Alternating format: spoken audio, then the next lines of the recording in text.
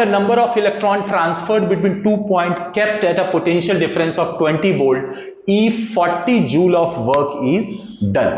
Okay, fine. ये देखते हैं, कह रहा है कि नंबर ऑफ इलेक्ट्रॉन निकालना है, n निकालना है अपने को, n निकालना है, नंबर ऑफ इलेक्ट्रॉन निकालना है, राइट।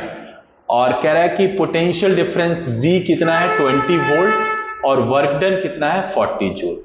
तो बहुत आसान है, सबसे पहले हम यहां से क्या निकालेंगे, I निकाल लेंगे। कैसे?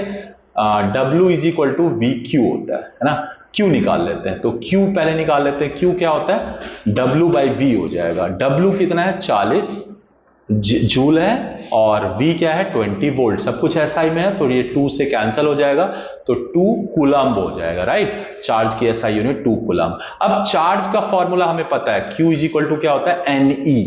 तो यहां से अगर मैं नंबर ऑफ इलेक्ट्रॉन n निकालूंगा तो Q बाई E हो जाएगा। Q हमने अभी 2 कूलम्ब निकाला है और E की इलेक्ट्रॉनिक चार्ज की वैल्यू आप सबको पता है 1.6 into 10 to the power -19 coulomb होता है।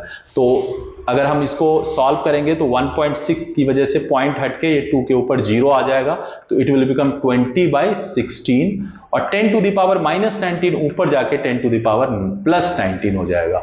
अगर मैं इसको सॉल्व करूं तो 4 से 4 4 जा 16 और 4 5 जा, अगर 5 को 4 से डिवाइड करें तो 1.25 into 10 to the power 19 electron हो जाएगा जो बेसिकली फ्लो हो रहा है। सो नंबर ऑफ इलेक्ट्रॉन की वैल्यू क्या हो जाएगी 1.25 इंटू 10 टू द पावर 19। चाहो तो चूंकि नंबर्स है तो आप इसको माइनस को हटा के 125 इंटू, अब 2 जीरो पॉइंट के बाद 2 जीरो को आपने पॉइंट को हटाया है तो ये इसमें से 10 टू द पावर 2 माइनस हो जाएगा, तो 10 टू द पावर 17 भी ले सकते हैं। 125 into 10 to the power 17। So both way are correct. शुरू में भी आप ये वाला भी वैल्यू ले सकते हो।